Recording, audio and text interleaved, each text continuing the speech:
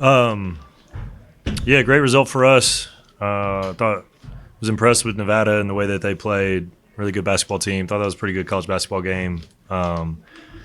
I'm sure there's things when we look at the film we would have liked to have done better and clean up, but sometimes you just kind of grind them out, and I thought our guys did a nice job of that tonight. I want to start with Dayton's three-pointer with 2:39 or whatever it was left. He was 1 for 7 to that point, and it wasn't like late in the shot clock. You guys had a lead. Maybe he could have milked a little more clock and just did a step-back three, and it went in. I'm curious if that surprised you at all and what you were thinking before you saw it go in. Glad it went in. Was that a shot that you were happy he took? I'm glad he made it. You're glad he took it now, aren't you? All right. You guys were 2 for 34 from twos, and you hit 12 threes. So I know 12 for 34. What did I say? 2? 2. Yeah, oh, yeah. It felt like a couple more. It felt like at 2 times. for It felt like 2. Yeah.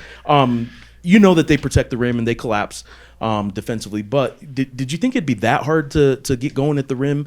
And did you think they'd leave you out? Give you that much space on the outside, especially Jake? Yeah, Jake started out, I think he missed like his first 4, something like that. And I told him at one of the points, I was like, man, if you keep getting those looks, like you can have a big night. Like just keep being aggressive. And then we talked at halftime. I think we were 4 of 17 at the half from 2. And I think maybe Uriah had a mid-range, but most of that was around the basket. And so we felt like we left some points on the board there with our ability to finish through some of the contact. And, they deserve credit. Price was 6 blocks, and their ability to protect the rim is something that they deserve credit for. But we also felt like we could have done better. And I thought we, wasn't where we wanted, but, I thought we were better in the second half, and I thought that was a big difference. Hey, Coach, over here. Rick Wright from the Journal. 20 games in, entirely new roster. Your defense, I would think, is kind of complicated. How satisfied are you that these guys have been able to absorb everything you teach and be where you are right now? Yeah, I think we're playing pretty good basketball right now. We feel like we can continue to get better. Like you said, we have a lot of new players, and so we feel like we're kind of getting better every time out. Nevada showed us something a little different than what we've seen with lots of off-ball actions, and so I think each experience is a learning opportunity, an improvement opportunity, and I think our guys are embracing that and understand that. I say it all the time, but like what's good enough tonight is not good enough next week or the next week. Like everybody gets better as it goes, and if you want to be one of the teams that is contending at the end and playing good basketball at the end, you have to keep improving. So I think that's the thing that we're probably the most pleased with this group is just the development, the progress, and their commitment to it. What'd you think of the throwbacks or the faux backs? I mean, all the stuff is awesome. Honestly, this is a little warm. It got a little hot down there. I feel like I'm wearing one of those like wrestler weight loss suits where you just sweat it out. But no, it's really cool stuff. And the marketing team did a great job with all of it, and guys enjoyed it. Hopefully, all the fans did as well. They start the second half on that 9-0 run, and I think that's where you really start to see the impact of the crowd. And the deeper we get into the season, the more the crowd's really getting into these games, especially with the high-profile teams coming in here. But can you sense that when you're on the bench and you feel like maybe the game could get away, but the crowd helps you? Yeah, I mean, we feel the crowd start to finish. Tonight was awesome. The energy in the building was terrific. We had some guys play, some more extended minutes than maybe we normally do, and I think that energy in the building is helpful with some of that. But yeah, I think, in a tough game like that, the crowd makes a big difference. And, I thought they were awesome tonight. Eric, they were double teaming Tomislav, I think, throughout the first 30 quarters of the game. Was that the main reason he was having trouble getting the ball? And then how much did it change things when you guys started draining some threes? Jake made a couple of threes because it looked like you got open threes and they're going to give you those until you start making them, and then that seemed to open things up for Tomislav inside. Am I correct with that? Yeah, I think some of that is accurate. I think we got to continue to find ways to get him the ball in advantageous situations. we felt like every time they doubled, we were getting quality shots. I thought his decision making out of it. I can remember part of the response after they took the lead was a skip one more, and Jake knocked down a big corner three. So that came from the double, and we tried to get it to him more in the second half. So, but I also thought like his efficiency came around the basket. Like we found him on a couple dump offs, guys. I thought our ability to drop it off improved as the game went. I remember Luke finding JT for a dunk. Tom, we had a couple in a row. Uriah, extra one dump off. Like those guys were getting layups and dunks out of the sort of the interior passing that guys did more than just the straight post ups. But Tom's so impactful. Tomaslaw's so impactful. Whether he has it on the block or he's on the glass or he's shaping up, he's just super versatile and good player. And his rebounding, it's like he does not let it phase him that he didn't get the ball enough inside, and he's doing what he can with the boards. Yeah, his second jump is super quick. Like he's typically, if you're watching, when guys jump multiple times or the ball isn't squeezed on the first one, like he's back up off the ground as quick as anybody out there. And, obviously his motor is impressive and does just a great job tracking the ball. So he's huge for us on the glass. 15 rebounds, seven offensive. Yeah, he's a monster.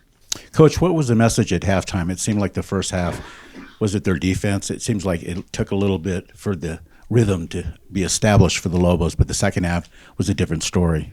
Yeah, we felt that. Slow start to both halves, but like we talked about, some of the interior finishing, into drive decision making wasn't our best. We had some looks that didn't go in the first half. It did feel like it took us a minute to get to get into the game. I thought not exactly related to your question, but I thought our defensive disruption in the first half was really important and sort of allowed us to kind of stay right there by turning them over. I think they had 9 turnovers in the first half, and I thought that sort of saved us a little bit and gave us a couple extra possessions to kind of find our rhythm on offense. Coach, you talked about those slam dunks by Bouillon and JT Rock down the stretch of the second half. It seemed like you guys were getting pretty good ball penetration in the first half, but those looks weren't there. Kind of what changed to allow them to get those easy looks down the stretch? Well, sometimes it's – honestly, I'd probably have to watch the film to really answer it accurately. It felt a little bit like some of the shooting spread them out more, and so there was less traffic. And, a couple of those drives were like a lot of space where the big had to help up, and maybe they're too attached weak side to cover that down in the first half. There was a little more traffic, it felt like, when we're getting to the rim. Again, that's just kind of top of my head. I'd have to look to see if that's even right. But, I'm not exactly sure. But I thought our guys did a nice job of dropping it off. We hit a couple corner cuts on some drives. Coaching staff did a good job of recognizing that, saying, talking about halftime, like, hey, we had that a couple times, didn't hit it. Guys recognize, so staff does a great job of evaluating what's happening and trying to give guys suggestions and, help to find what's available to them and read the coverages. Nevada came in leading the Mountain West Conference in 3-point field goal percentage. You guys hold them to 26% tonight. You talked a little bit about the defense that you guys had to play on Camper. They set a lot of off-ball screens. Just how did you guys limit them to under their percentage tonight? Well, I think the crowd probably helped. Might have got a little shooting luck. They missed some. But I also thought we did a nice job of contesting shots. We outside of the first one that Price shot, and I thought we were really flying to the ball. I can think about DA really kind of getting off the ground on a couple contests, Uriah, Javis running at guys, and just not quitting on plays, even if they're probably going to get it off, like just making an effort to contest and try to make it more difficult. It's the standard and the expectation around this program has grown to become, you guys are going to compete in March. I know that's part of the reason why you took this job, but going back to Rick's earlier question, this is your first year. This is all your players' first year here. Do you ever have to take a moment to kind of step back and be like, 20 games in, 16 wins, undefeated at home, and really celebrate these moments as they happen? No. No, we're excited to be in the position we're in, but I think you can appreciate where you are without I think we can appreciate where we are without taking a step back or relax. Like, I think that's something that we're very much conscious to not do. We don't want to be complacent. We don't want to be satisfied. We have a ton of basketball left. we haven't accomplished any of the things that we want to accomplish at this stage. So, I've probably said this before, but I think it's really important to understand that you're not as good as you feel when you win, and you're not as bad as you feel when you lose. And the reality is somewhere in the middle. We want to live in that reality so that we can continue to address areas that we can improve and keep getting better. And if we really focus on that part of it, then all the things that we want to accomplish are more likely to happen.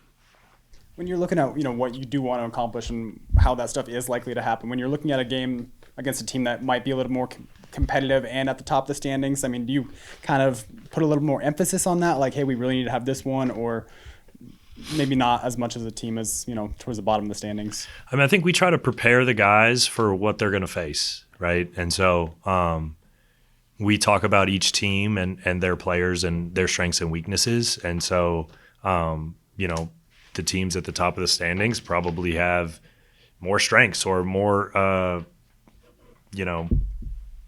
disadvantages for us to mitigate, So there is some of that. And I think our guys, they're aware. They're not like, who's coming in here, So, like, I think it's a combination of things, but we really just try to prepare them for what they're going to see. And that is a little bit relative to opponents. The two freshman guards, their shot making will get the headlines, but not their free throws. Having 9 assists and only 1 turnover. Can you talk of their playmaking in this game, in this environment? Yeah, I thought they both did a good job. I think it's just part of their evolution. They're making their way up the scouting report as they continue to play well. They're getting more attention. Opponents, primary defenders, more difficult matchups, and so more help when they drive. And so the evolution is to try to just make the right basketball play, which, as the defense pays more attention to you, is to pass it more. But that's an encouraging sign that they're evolving that way. The two guards I want to ask about is Dayton and Uriah, who earlier this year, like, those two guys playing together were a really good combo. Hadn't been quite the same as much recently, but tonight those are the two guys that end up with plus-minus numbers, better than anybody on the team, and they shot 5 for 16. So it wasn't their shooting. What was it about this game and this matchup that the 2 point guards were able to bring the most success to the team? Yeah, I'm not sure why it kind of played out that way. I mean, they're both good players and they help our team, but every night it's kind of a different person, and we don't really try to go into games predicting, oh, this will work or that'll work, like, too much relative to lineups. We try not to be too dependent on, like, what's the other team doing and matching to them. There's exceptions to that, but they both played well. They had hard jobs in guarding on and off the ball, but yeah, they were good tonight. And not paying too much attention to what the other team does. Nevada is top 10 in the country in free throws, point distribution. So I want to ask you about something they do. They were 5 or 6 free throw attempts below their season average, and I'm curious if that was something that just sort of played out, or if there was a different emphasis to defend without fouling. I know Fresno State, especially at the end, is a weird ending to the Fresno State game, but you guys fouled a lot. So I'm curious if there was any emphasis since that Fresno State game on the fouling. No, we didn't really address that. We did address that they're really good at getting to the free throw line, and that's a big part of their offense. And so we want to do a good job of being vertical. I thought Tomislav had a couple good ones. JT had a couple great ones. Other guys as well. Luke. We got called for fouls on some of them, but I thought we did a pretty good job just understanding what they were doing and trying to. But for the most part, you just kind of try to be conscious of it, not foul, adjust to what's happening. Show our hands more, not get cheap ones off the ball, which is hard in this game because they do a lot of off-ball stuff, and those guys are chasing all night. But Uriah kind of grabbed him once there in the bonus, and we're kind of talking to him about trying to show your hands, and we're conscious of it, but we didn't change anything. Last thing, it's retro night, throwback. They asked you about your attire there. There's a couple of coaches' recent history that made the cherry blazer famous, including one on the other sideline. Was there any talk of you wearing a cherry blazer tonight? Nope, no talk of that. That would have been a good taunt. All right. Thank you, Coach. Yep. Coach. Let you go and get the jacket off. Thanks, guys.